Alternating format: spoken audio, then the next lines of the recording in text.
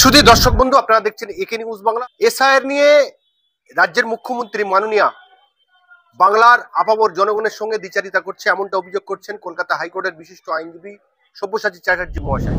কারণ তিনি বলেছিল যে এসআইআর করলে আমার বুকের ওপর দিয়েই করতে হবে।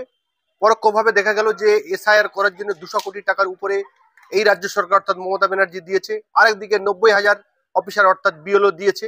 তারপরেও মুখ্যমন্ত্রী পথে নামছেন। আর আমরা জায়গায় জায়গায় দেখতে পাচ্ছি যে এই এসআইআর আতঙ্কে বেশ কিছু মানুষ আত্মহত্যা করছেন। এর দায় নেবে কে? এর দায় সম্পূর্ণ প্রথমত মমতা বন্দ্যোপাধ্যায়, অমিত শাহ, নরেন্দ্র মোদী, এই তিনজনকেই নিতে হবে। তিনি ঠিক কি বলতে চেয়েছেন শোনাবো আপনাদের। আমাদের স্পষ্ট কথা হচ্ছে, রাজ্য সরকার লেকচার না দিয়ে কেন এই প্রশ্নটা তুললো না যে 2002 এর ভোটার লিস্ট দেখার অধিকার ইলেকশন কমিশনকে কে দিয়েছে? গোপনে কনসেন্ট কেন মুখ্যমন্ত্রী দিয়ে এলেন এটাতে?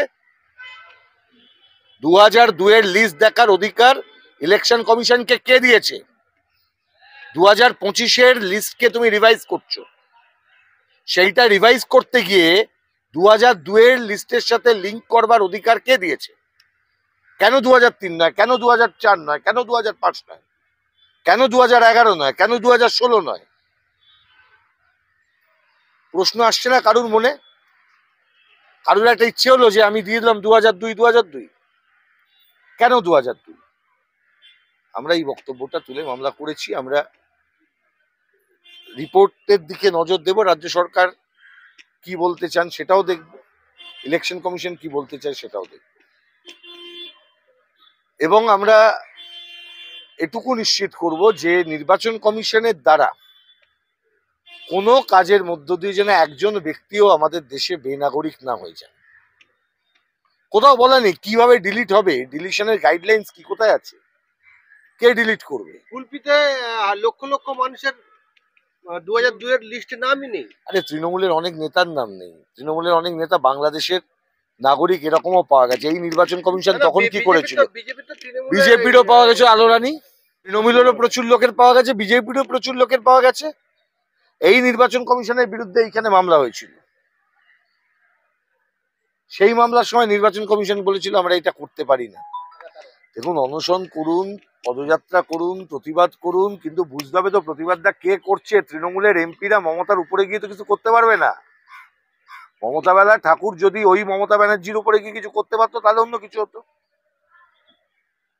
মানুষকে এই বিপদের সামনে ঠেলে দেওয়ার জন্য যদি কেউ দায়ী হয়ে থাকে সেটা হচ্ছে মমতার ব্যক্তিগত উচ্চাকাঙ্ক্ষার রাজনীতি, যেটা পশ্চিমবাংলার সাধারণ মানুষকে, সংখ্যালঘু মানুষকে আজকে বিপদের সামনে ঠেলে দিয়েছে। সংখ্যালঘু মানুষকে আজকে বোম বন্দুকের রাজনীতির শিকার করিয়ে দিয়েছে, শিক্ষা ক্ষেত্র থেকে দূরে সরিয়ে নিয়ে গেছে, ওবিসি রিজার্ভেশনকে ধ্বংস করেছে, আরএসএস এর নির্দেশে করেছে। এটা তো সত্যি ঘটনা। ভারতবর্ষের মধ্যে এখন যদি কুইজে প্রশ্ন করা হয় কটা হিন্দু মন্দির উদ্বোধন করেছে, কে সবচাইতে বেশি, উত্তর একটাই, মমতা ব্যানার্জি। কে করেছে? একদিকে মুখ্যমন্ত্রী বলছেন যে এসআইআর বিরোধিতা করছে, রাস্তায় নামছেন, আরেকদিকে এটা দ্বিচারিতা করছে। তো আমি তো বলছি, আবার বলছি, দ্বিচারিতা ওনার রক্তে প্রথম থেকে। দ্বিচারিতার বাইরে বেরিয়ে উনি কিছু করতে পারবেন না, করেন উনি। বাংলার মানুষ 15 বছর হতে এখনো বুঝতে পারছে না। বাংলার মানুষ বুঝতে পারছেন কি পারছেন না তার জন্য অপেক্ষা করতে হবে। বাংলার মানুষের প্রকৃত কথা সেটা নির্বাচনের মাধ্যমে প্রতিফলিত হচ্ছে কিনা সেটাও তো ঘোষণা করতে হবে। এটাও তো সত্যি কথা, নির্বাচন কমিশনের নিজের ডেটা যদি অ্যাকসেপ্ট করতে হয় তাহলে তো 2002 এর পর থেকে কোনো ডেটাকেই ভরসা করা যাবে না। সারা দেশে ভোট চুরি হলো আর বাংলায় কি ভোট নিয়ে এ হলো? মমতার ভাইপো জিতলো কি করে 7 লাখ ভোটে? মমতার ভাইপো জিতলো কি করে?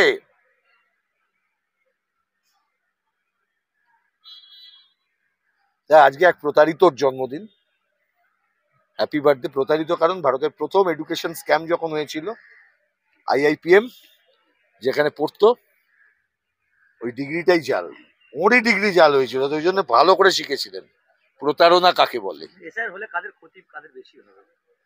মানুষের, তারা আবার এই মানুষকে সংখ্যালঘু করছে কেন? গরিব হিন্দু, গরিব মুসলমান, তাদের ক্ষতি হবে? বলো দুজনের কথাই। সংখ্যালঘু অধিকারের যখন প্রশ্ন আমরা যখন বলবো, নিশ্চিতভাবে সংখ্যালঘু মানুষকে নাগরিকত্ব পাওয়ার যে রাস্তা সিএ সেখান থেকে বিজেপি বাদ দিয়ে রেখেছে, এবং সেখানেও মমতা ব্যানার্জি কিছু বলে। মাননীয় বারবার বলেছেন আমরা সংখ্যালঘুদের পাশে আছি, কিন্তু কলকাতায় দাঁড়িয়ে এতগুলি মাদ্রাসা, প্রায় 300-এর বেশি মাদ্রাসা আজকে বেতন পাচ্ছে না 11 মাস ধরে, কি বলবেন?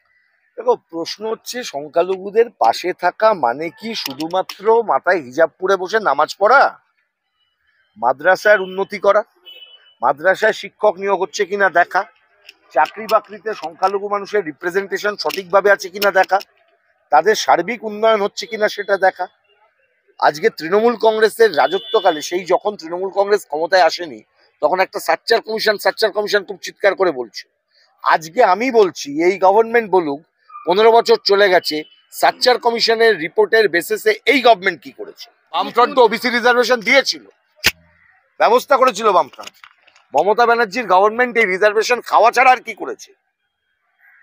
বিজেপির কথায় হ্যাঁতে হ্যাঁ বলতে গিয়ে, জি হুজুরি করতে গিয়ে, নিজের ভাইপোকে বাঁচাতে গিয়ে আজকে বাংলার গরিব সংখ্যালঘু মানুষকে আজকে বিপদের সামনে ফেলে দিয়েছেন, আগুনের মুখে ফেলে দিয়েছেন। সংখ্যালঘু দরদি মাননীয়ার আমলে বাংলায় সব থেকে নিরাপত্তাহীনতায় ভুগছে সংখ্যালঘু মুসলমানেরা। আর শুভেন্দু অধিকারী বলছে হিন্দু ভাই জাগো, হিন্দু ওটা ভাই জাগো। আরে স্বাভাবিক হিন্দুদের কথা, নাম বাদ চলে এসেছে। শুভেন্দু অধিকারীর কাজটা এটাই হবে। শুভেন্দু অধিকারী রাজনীতি যেটা করে সেই রাজনীতিতে এটাই হবে। কিন্তু আপনাকে তো বুঝতে হবে, শুভেন্দু অধিকারী আর মমতা ব্যানার্জিদের রাজনীতির মধ্যে ফারাক আছে কিছু? একই বৃন্তে দুটি কুসুম, মমতা এবং শুভেন্দু, এ নিয়ে কোনো তো সন্দেহ নেই।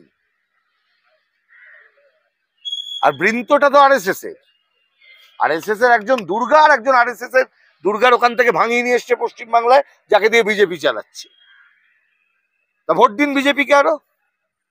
তৃণমূলকে তাড়াতে গেলে বিজেপিকে ভোট দেওয়া যাবে না, সব তৃণমূল বিরোধী ভোট বামপন্থীদের পক্ষে ফেলতে হবে। পশ্চিমবাংলার বিজেপিকে দেখে মনে হয় তারা তৃণমূলকে তাড়াবার জন্য রাজি? কেন তাড়াবে বলুন তো? নীতিগতভাবে কোনো ফারাক আছে? বিজেপি আর তৃণমূলের মধ্যে নীতিগত ফারাক নেই তো। এ জগন্নাথ মন্দির বানায়, ও রাম মন্দির বানায়। এ কারখানা বিক্রি করে দেয়, ও দেশের সম্পদ বিক্রি করে দেয়। এ জমি বিক্রি করে দেয়, এ দেশের বন্দর, এয়ারপোর্ট, এলআইসি সব টাকা বেচে দেয়। ফারাক আছে কিছু দুজনের মধ্যে? অর্থনৈতিক নীতির কোনো ফারাক আছে? নির্বাচনটা নীতির ওপরে হয়, ধর্ম দেখে হয় না, মুখ দেখে হয় না।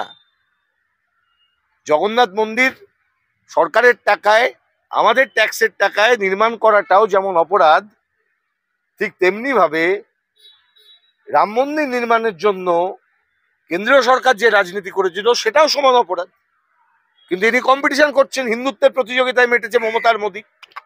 হিন্দুত্ববাদী মোদী, হিন্দুত্ববাদী মমতা। আর এই জাতাকলে পিষ্ট হচ্ছে কারা? সাধারণ গরিব সংখ্যালঘু মানুষ। দেখো না, রোজই হাইকোর্টে দেখবে, এখানেও আছে, নয়তো কারো ঘর দখল করে নিচ্ছে, কারো মারামারি করছে, কেউ ধর্ষিতা হচ্ছে, কেউ ধর্ষিতা হবার পর সেই খবর বলতে পারছে না বাইরে, সামাজিক চাপ দেওয়া হচ্ছে, শিক্ষা দীক্ষা নেই, মাদ্রাসা বন্ধ, স্কুল বন্ধ, কলেজ উঠে যাচ্ছে, লাটে চলে যাচ্ছে, মমতার ভাইপো নেচে বেড়াচ্ছে। বাংলার মানুষের করণীয় হচ্ছে এই মুহূর্তে দাঁড়িয়ে এসআইআর ফেসআইআর এর মাতামাতি যা হবার হবে, এইটুকু নিশ্চিন্ত থাকুন। আমরা যতদিন পর্যন্ত আছি একটা লোককেও বাইরে আমরা বেরোতে দেব না। আমরা বুঝে নেবো তাদের কিভাবে রাখতে হয়, আমরা সেই লড়াই করব, বুকের রক্ত দিয়ে লড়বো। আমরা মমতা নই যে আরএসএস এর দালাল হিসেবে কাজ করব। নিষিদ্ধ প্রামাণিকও রাখবেন আপনারা? তারা দেশের ভ্যালিড ভোটার, তারা থাকবে। যারা যদি ভুয়ো ভোটার ধরা পড়ে, ভুয়ো ভোটার যাবে, আর বাংলাদেশে মৃত ভোটার বাতিল হবে। যদি কেউ বাংলাদেশি প্রমাণ হন তার নাম বাতিল হবে, এতে কোনো অপরাধ নেই তো। কিন্তু প্রমাণ তো করতে হবে কে বাংলাদেশি কে বাংলাদেশি নয়। রাহুল গান্ধী একটি ব্রাজিলিয়ান মডেলের ফটো দেখিয়ে বলেন যে ইনি এত এত জায়গায় ভোট দিয়ে প্রত্যেকবার এসে চলে যান। স্বাভাবিক কথা, সেটা তো হবে, এটা তো এইভাবেই তো করেছে। আর শুধু অত দূর তো যেতে হবে না, এই ডায়মন্ড হারবারের রেজাল্টটা দেখো না, লাস্ট ইলেকশনে এই জালিয়াতরা কিভাবে জিতেছিল সেই হিসেবটা নাও। ভোটের কারচুপি দেখতে কেন হরিয়ানা যেতে হবে কেন? এই পশ্চিমবঙ্গে ভোটের কারচুপিটা দেখো না। বামফ্রন্টের আমলে একবার অনিল বসু জিতেছিল 5 লাখ ভোটে, সেই নিয়ে মাতামাতি শেষ নেই। 5 লাখ কি করে হয়? আর তোমার ভাইপো 7.5 লাখে যেতে কিভাবে? What is the magic? তুমি ক্লাব কিনবে, তুমি বাড়ি কিনবে, তুমি কোটিপতি হবে। এসআইনে যারা মারা যাচ্ছে, শুভেন্দু অধিকারী বলছে আমাদের পাশের একটা কুকুর মরেছে, কি বলবো? মানুষের কথার কোনো উত্তর দেওয়া চাই। কিন্তু কিছু কিছু মানুষ আছে যাদের কথার উত্তর দিতে গেলে আমার মনে হয় কুকুরেরও অপমান করা হয়।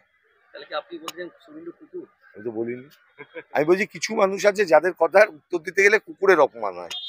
মানুষকে যারা কুকুরের সাথে তুলনা করে তাদেরকে আমি অন্তত মানুষ বলে মনে করি না। বাকিটা আপনারা বুঝে নিন।